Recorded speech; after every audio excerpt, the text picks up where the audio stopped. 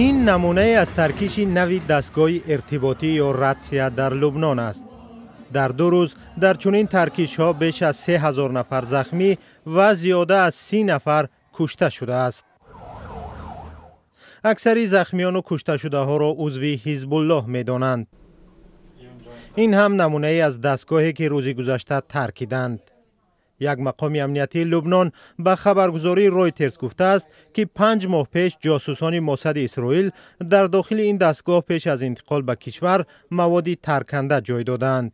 اسرائیل رد یا تصدیق نکرده است. حزب الله که 1 سال باز با پشتیبانی از فلسطینی ها اسرائیل را موشکباران می کند اعلان کرد که قصاص می گیرد. با این تجاوز حتما پاسخ می دهیم. جزای سزاوار.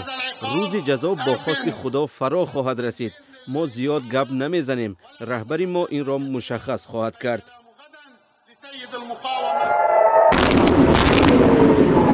نگرانی ها از گسترش تنش در خاورمیانه افزایش یافته است.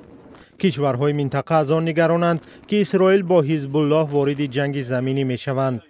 سازمان ملل متحد نیز نگرانی کرده است که این حادثه می تواند وضع را بدتر کند. انتونی بلینکن وزیر امور خارجه ایالات متحده آمریکا که برای گفتگوی آتش بس در غزه به مصر رفته است، طرفها را به آرامی دعوت کرد. مهم این است که همه طرف‌ها از عمل‌هایی که باعث اوج گرفتن این نظام شود خودداری کنند. حادثه ترکیش دستگاه‌های ارتباط بی‌سیم بی‌سابقه است.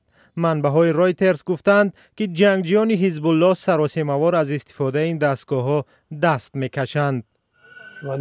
ضمناً نوارهای نشر شدند که یوآف گالانت وزیر دفاع اسرائیل به ارتش دستور می‌دهد که به مرز با لبنان بروند و اعلان کرده است که وارد مرحله نوی جنگ خواهند شد.